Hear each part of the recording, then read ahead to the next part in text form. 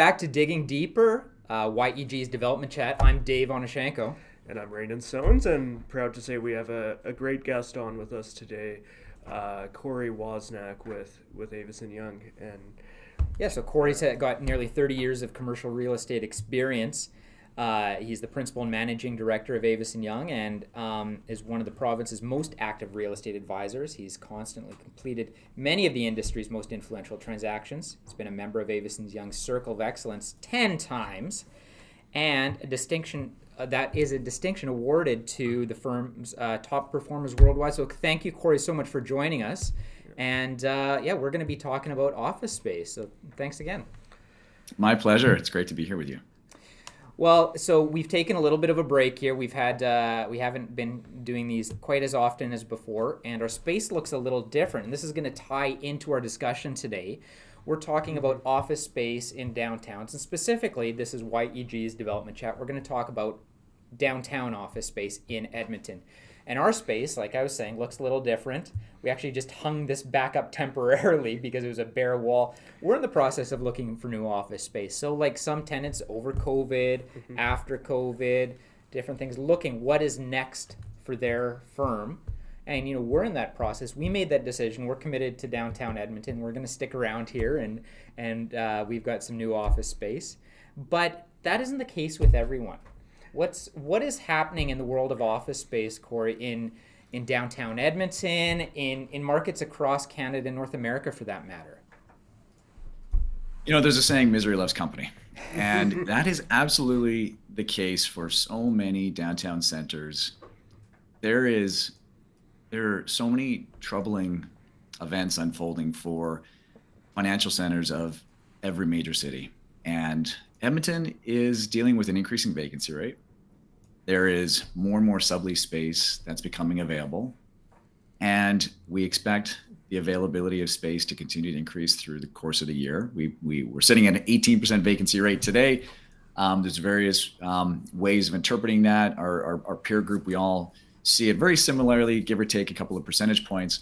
And we expect it's going to go up by about 4 percentage points over the course of the year due to more space becoming available as companies deal with excess space that they're just not using in the most efficient way and putting space in the sublet market. And so we're going to see the availability of space go over 20%. And uniquely, Edmonton is in a very crowded statistical marketplace in a high vacancy rate scenario unfolding in every major city across North America. Yeah, and so, we had a stat, and I'd like your feedback on this. We threw up a stat on our social media here earlier this week, 23.5% vacancy. So how is there discrepancy amongst some of those numbers in the industry? Does that include some of the sublet space, or what is that considering? So there are a number of different ways to interpret it, and whether you're looking at the entire city as a whole, the greater Edmonton area, just downtown, when do you include certain sublease space? Some firms include it when it's available to be negotiated on, but not currently vacant. right. There's also the quantity of the universe of properties that are included in the number of buildings. And so we look at 560 office buildings across the greater Edmonton area. And we see this vacancy rate downtown that is actually the same vacancy rate outside of downtown. Mm-hmm. But what is interesting is that if you take the 10 buildings with the most amount of available space downtown, that's 48% of all the available space. 10 buildings. If you take just 20 buildings in the suburbs, so outside of downtown, the office universe, the inventory of office buildings outside of downtown, there's 400 buildings. If you take just the 20 buildings with the most available space, that's 46% of all the available space in the suburbs. So you really need to get away from just looking at statistics and assessing the health of a marketplace. Sure. Really, building owners need to look at what is their competitive set. And that is very different. When you think about all the buildings that tenants can look at throughout downtown, if 10 of them make up half of all the available space, if you're going to put a strategy together as a building owner, you need to look at what you are actually competing at competing against, not just at the amount of available space. Just because 1 out of every 5 square feet is Yeah. available, that does not mean you're necessarily in a position of weakness when you have a building that is in a certain type of location or quality, Right. and the ability for you to be helpful to your tenants to get their staff back together more often to get these buildings that are occupied. There is a very different strategy when you move away from just looking at the statistics. So with that in mind, let's go back to, can you pull up the bar graph here? I mean, here is space across Canadian markets, both suburban in the dark bar and downtown. And that what you brought there was great insight, especially the concentration of a certain amount of buildings. And we see, some fairly similar numbers both in suburban and downtown in a lot of these cases, with a couple outliers. So to your point, I mean, if I'm a building owner, if I've got a Class A building in, say, a good location, I shouldn't be as worried about the vacancies in a Class C office building, perhaps, in a less desirable area, that is outside of my, and I forget the term that you just used, but that class of building that I'm competing against. Yeah, Dave, that's a really strong point. People in our industry like to refer to flight to quality, Yep. and flight to quality is not new. There's always been a desire to be in better buildings. Better buildings always perform better than not as good of buildings. The difference now is I actually like to refer to it as a flight to vibrancy. We are seeing distinct results in buildings that are situated in vibrant locations are succeeding and winning over buildings that are better buildings in non-vibrant locations. Right now, tenants are choosing locations that have vibrancy. Average buildings in highly vibrant locations are winning over better quality buildings in not vibrant locations.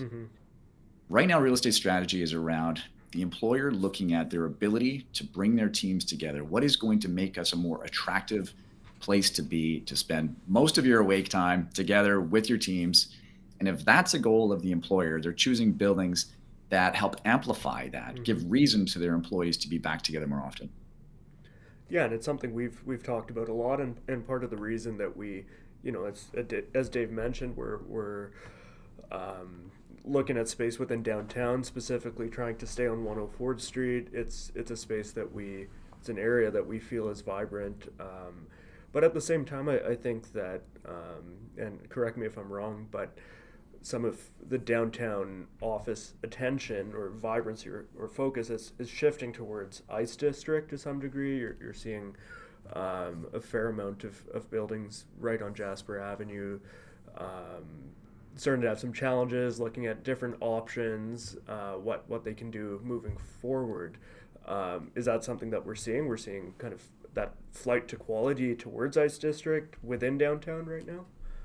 Right. So it would be delusional for our industry to think that the entire market rises together. We have a history of shifting where the action is and where deals are being done. So in the last 9 months, we've done 140,000 square feet of new transactions right in the financial core and right around ICE District. That is the magnet now that's bringing tenants to this location. That's where most of the leasing activity is happening. But it's always been the way that tenant activity flows and trends. And so there are moments in time where buildings are losing their tenants and locations are not nearly as attractive as other buildings and more vibrant neighborhoods. And so we do have an ebb and flow. And Jasper Avenue and 101st Street had a really important place. It's the heartbeat of our downtown core for a long time. There was a period of time where 109th Street and Jasper Avenue was a really important location, and still is, and it really falls nicely into a retail, residential and retail in the area. And its adjacency to education, which I think is actually one of the most important paths forward for us, is to really understand the opportunity with young adults. So right now, yes, ICE District is where the action's at. And that is because of the halo effect of what's happening around with these buildings and the collisions of people and like-minded demographics of people that want to be around those neighborhoods because of who else they're associating with. So let's take this back big picture for a second, and we'll zoom out. What do you see is the future of office space? And this is a big question, and it's open-ended and allows us to go kind of anywhere. But what is the future of office space as it exists in its built form and its future form in Canadian cities in their downtowns? So there are a number of buildings that are becoming functionally obsolete. And this is not new, it's just current. So when I began my career in the late 90s, we had the same vacancy rate then as we do today. And in 1997, what was called the Capital City Downtown Plan was approved by City Council. That was perhaps one of the most important decisions that City Council at that time made a positive contribution to the downtown experience. There was a $4,500 per door incentive for every new residential unit delivered. Yeah.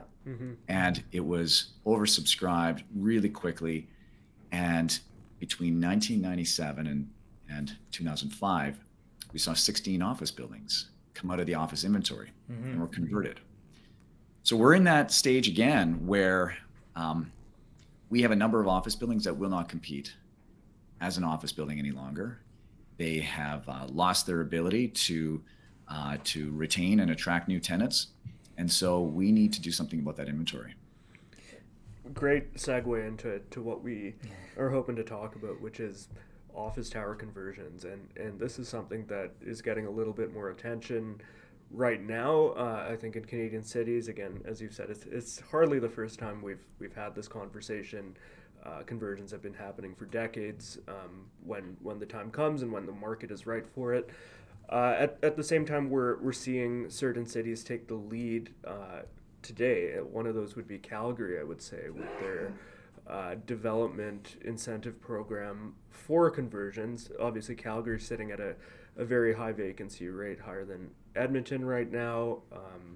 Looking at options for what to do with some of this underutilized space, even in the light of supply increases with recent development and so on. So Calgary is currently incentivizing office conversion through this program. I think it's $75 Dollars a square foot. a square foot for conversion, and that might be to residential or Institutional. alternative opportunities as well, not solely residential. But I guess to start the conversation, I'd love to hear your thoughts on Edmonton's process here as well. Obviously, the old Enbridge Tower is currently under a conversion project, but there might be others on the way. So to be able to facilitate this in Edmonton, if it is part of the process here, the necessary process of transition, what do we need to be doing as a city? We're not dealing with an overbuilt office market. We're dealing with an under-demolished office market. We have to see buildings like the old Enbridge building have a new lease on life. And there are a number of buildings that could lend themselves to conversions, but the economics have to make sense. Yeah. So, Edmonton's going to go on a different path than, say, Calgary. Calgary's recently come out with an incentive to demolish buildings in order to create bare land and make it easier for new development on those sites. I don't see Edmonton going as far as that. So I don't see us demolishing to the degree of what Calgary will do, but I see us needing to explore conversion. And where we're falling short is the lack of speed on this topic. The latest motions that have been put forward by City Council have very long timelines before they are ratified.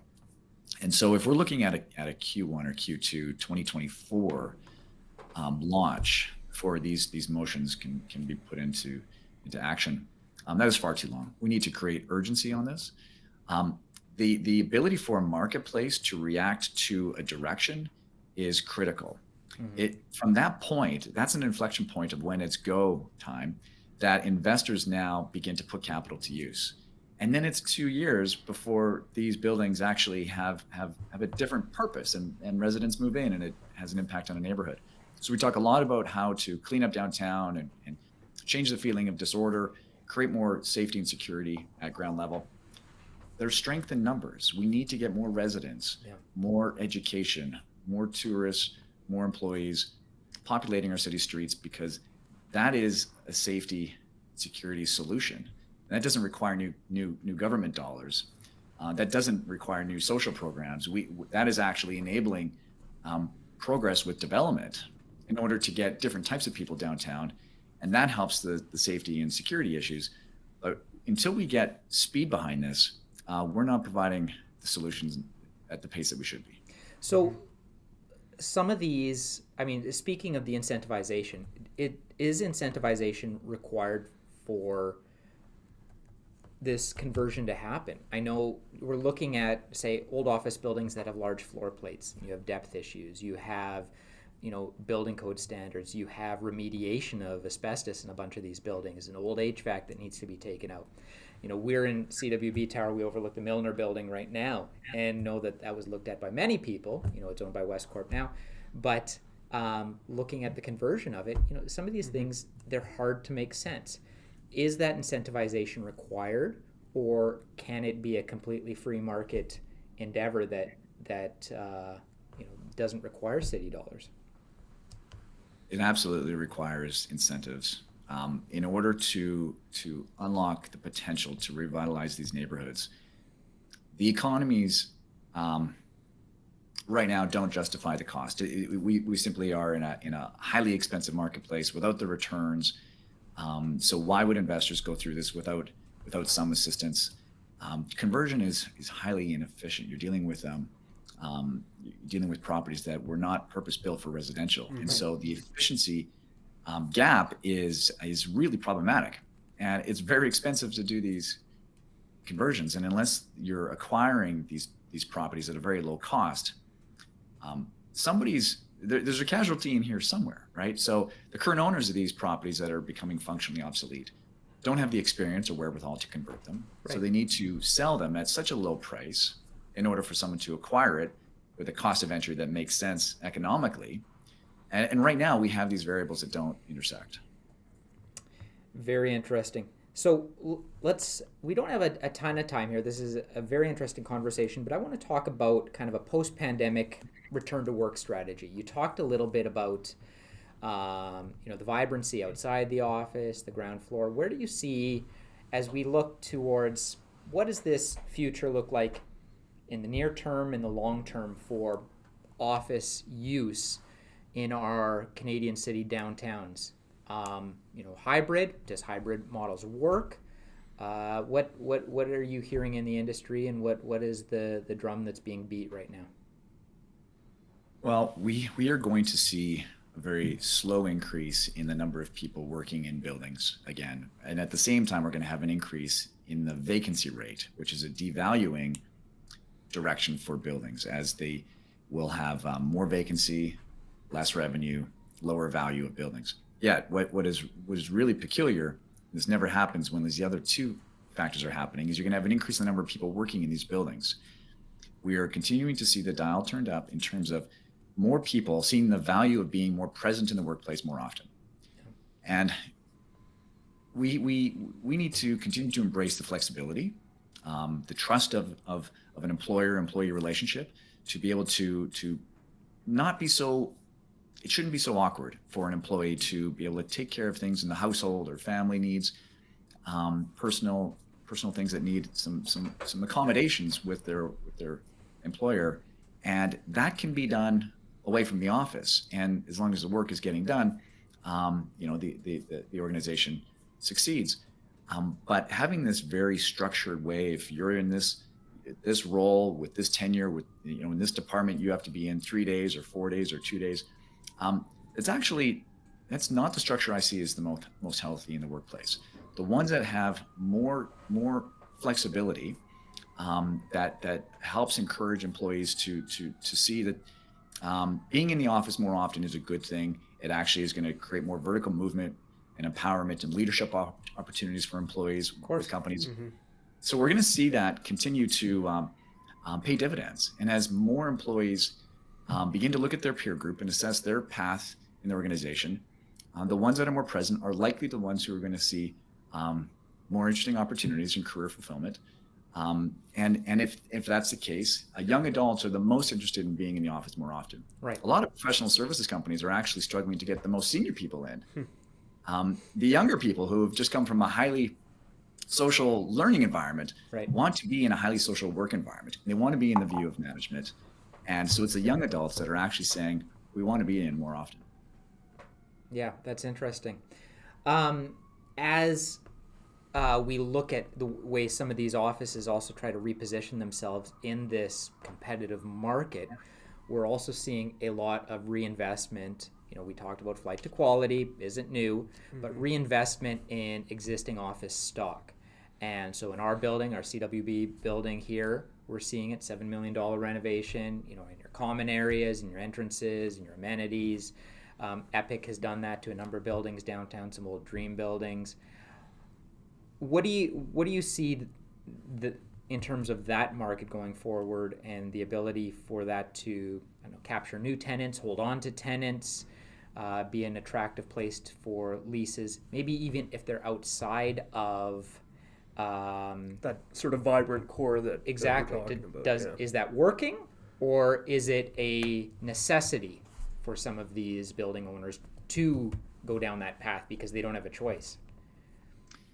Yeah, you just nailed it. So these amenities are airbags and seatbelts. Yep. These buildings need to have those features to their buildings in order just to keep up. Yeah. And those that don't reinvest and do the capital expenditures in their buildings to increase the experience, the quality, buildings without amenities, they have no hope. I mean, we see that a lot in, you know, the multifamily market and your older stock of your 3-story walk-ups and your, you know, your investor who owns a couple buildings and put in minimal maintenance, suddenly competing against all these new purpose-built rentals, right? And you know, they could compete on price, and that's really all they can do at this point. But yeah, there needs to be that reinvestment, and that, I guess, that echoes into the office space as well. Yeah, and I think you touched on something really important, is that that the attention is going where the quality is, and the quality of location, and the quality of the building, and the quality of the experience for those that work in it. And we're not actually seeing this big drop off in the rental rates.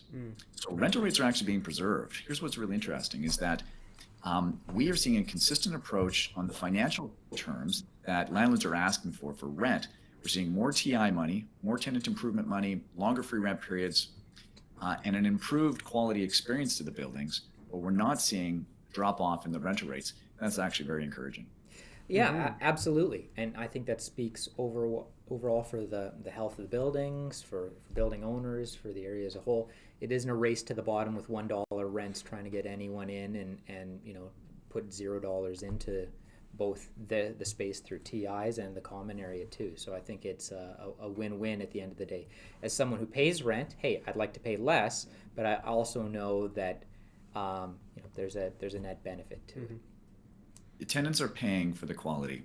They just want the choice. Give them the options of quality, and tenants are willing to pay for it because they see the value is there. Absolutely. Totally. Well, as we wrap up, Corey, any more thoughts on office space in both Edmonton and our Canadian cities? No, we have a lot of work to do, and we're going to learn a lot from past experience and the experience and experiments that are seeing in other cities that have similar challenges. It is a very crowded marketplace on national and international scale of challenge in front of us. The sooner we can put opportunities in front of us and take action, the sooner we're going to find some solutions. Fantastic. Very cool. Well, thanks again for joining us. We really appreciate it. As you know, this has been live streamed. Most of our views are coming after the fact, and that's completely fine. So if you guys are watching this, you have comments, you have questions, throw them up in the comments. we'll be sure to pass them on to Corey, or we're happy to answer them ourselves. But thanks for joining us again. Really appreciate your insight. It'll be interesting to see where this goes and how the city of Edmonton responds. I think, as you said, there's lots of work to be done. That fast response, rather than sitting back and waiting, is something that we desire, and we will benefit from their action as a whole on that. So, thank you again, Corey. Appreciate your time. Thanks. Thank you very much, gentlemen. Okay.